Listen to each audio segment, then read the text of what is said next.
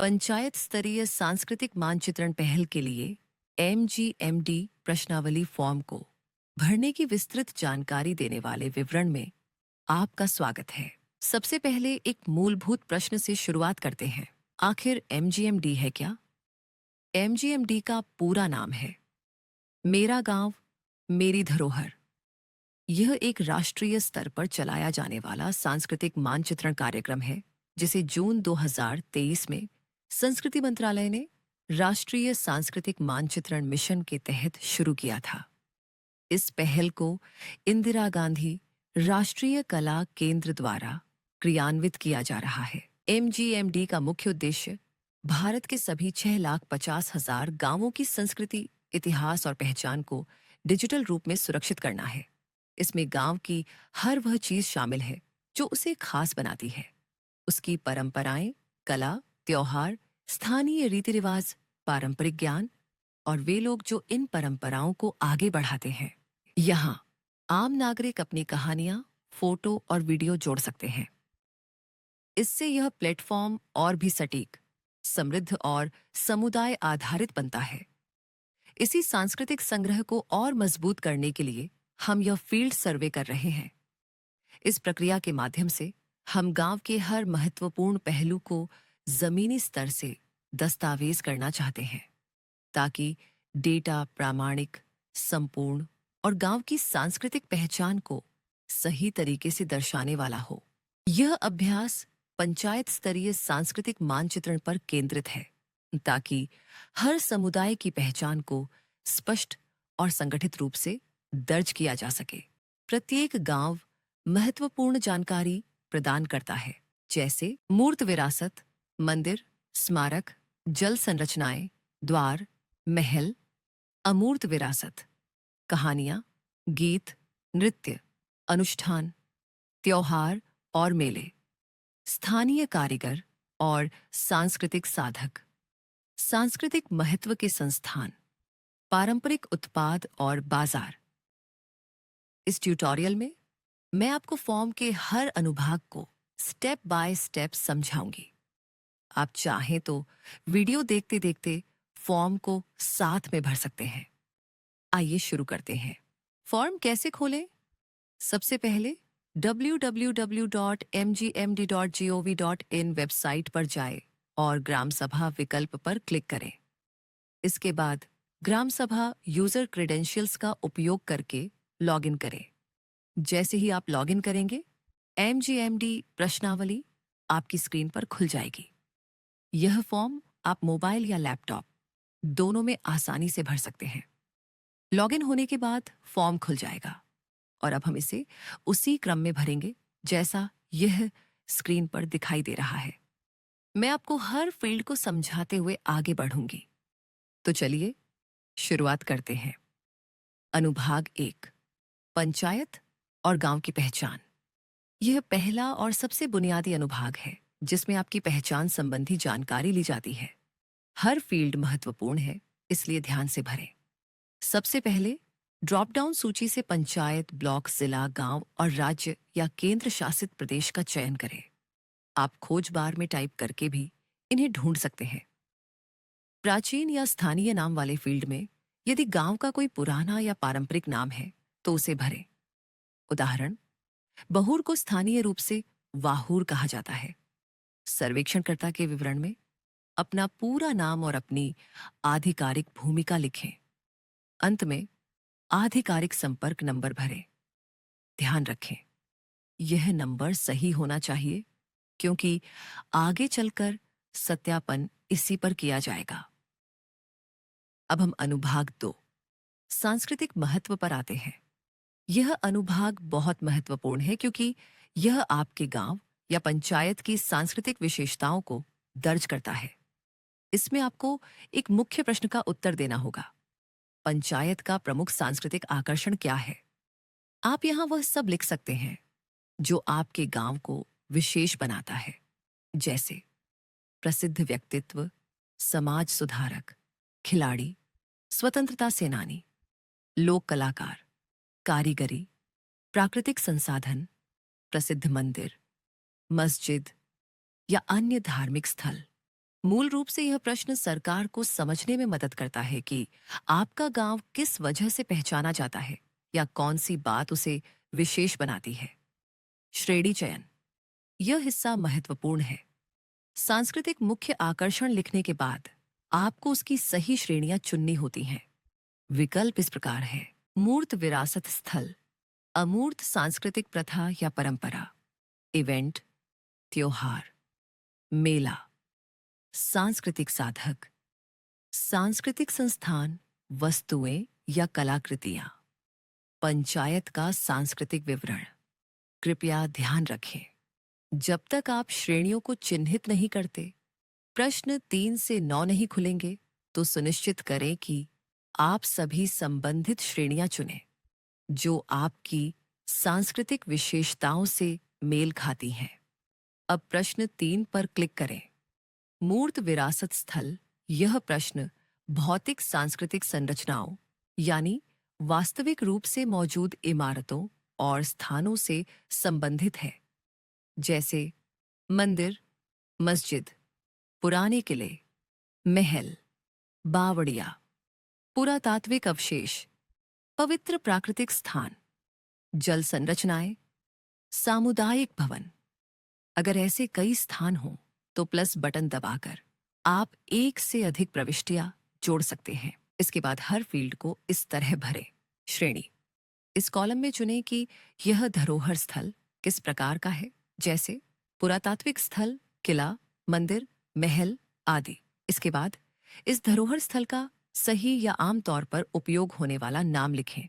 वैकल्पिक या स्थानीय नाम, यहां से स्थल के स्थानीय या वैकल्पिक नाम लिखें। उदाहरण: शिव मंदिर, जिसे स्थानीय लोग महादेव मंदिर कहते हैं।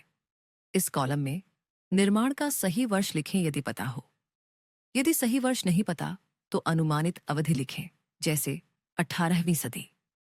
सामग्री, यह मुख्य निर्माण सामग्री का उल्लेख करें, जैसे पत्थर, लकड़ी, ईंट, लेटराइट आदि।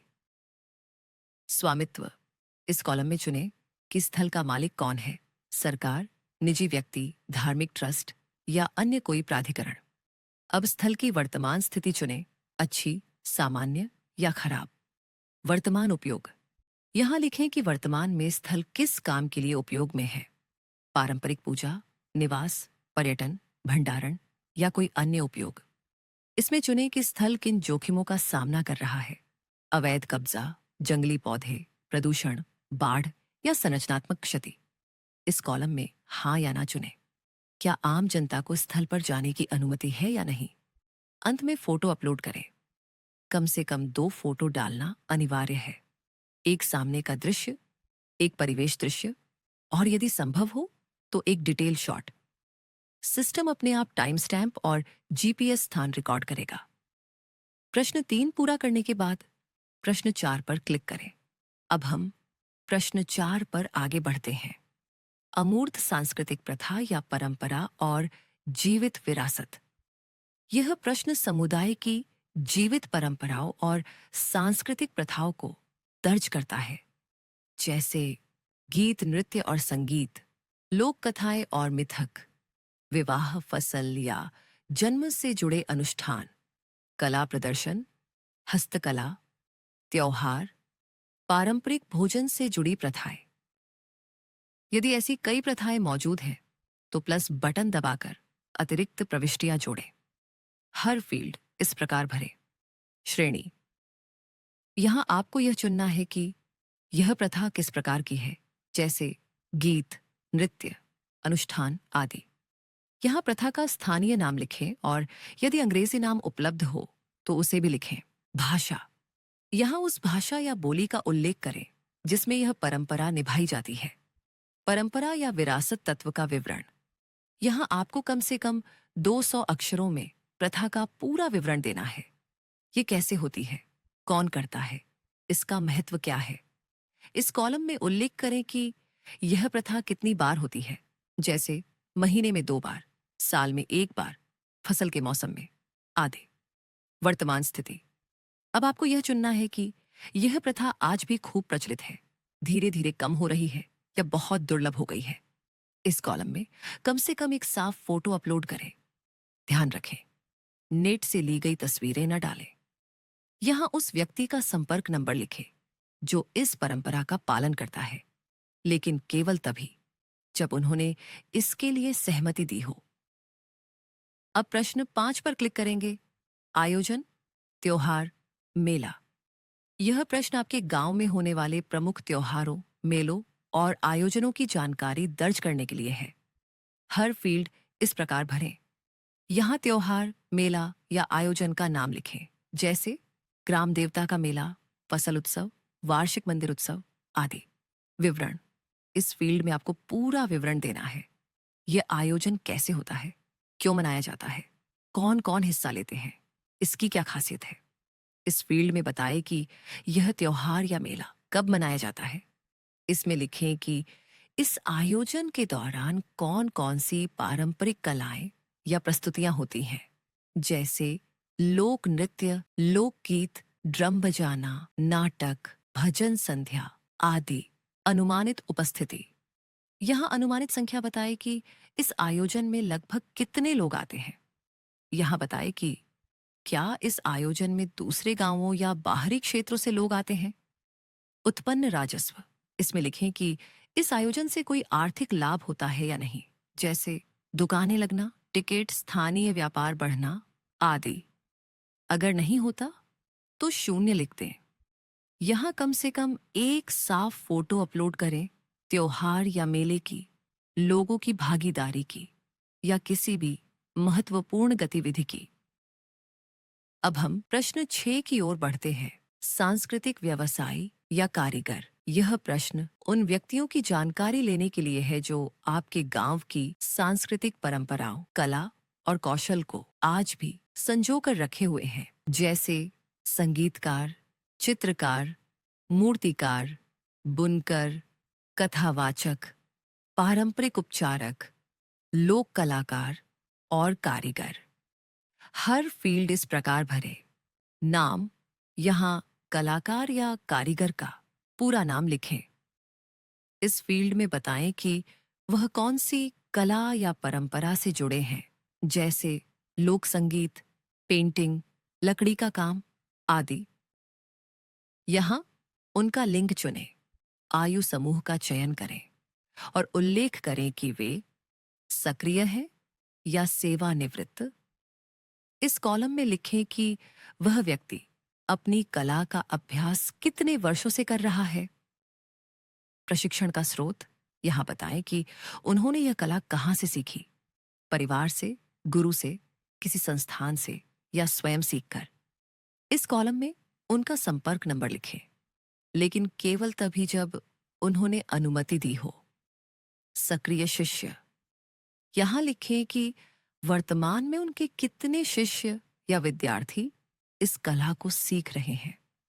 राष्ट्रीय या अंतर्राष्ट्रीय स्तर पर मान्यता प्राप्त कारीगर। इस फील्ड में उन पुरस्कारों, सम्मानों या मान्यताओं का उल्लेख करें जो उन्होंने प्राप्त किए हैं।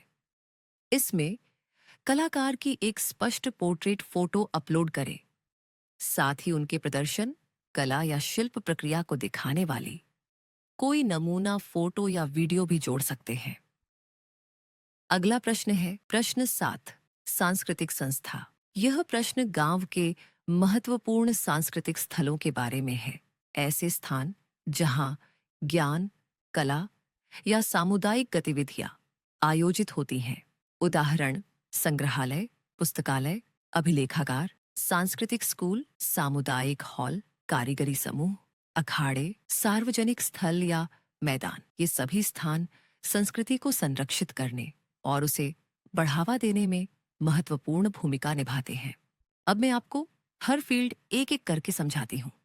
इस कॉलम में सांस्कृतिक संस्थान का प्रकार चुनें, जैसे संग्रहालय, पुस्तकालय, सामुदायिक हॉल, कारीगरी समूह आदि। संस्थान या स्थल का आधिकारिक नाम लिखें। इसके बाद प्रबंधन निकाय।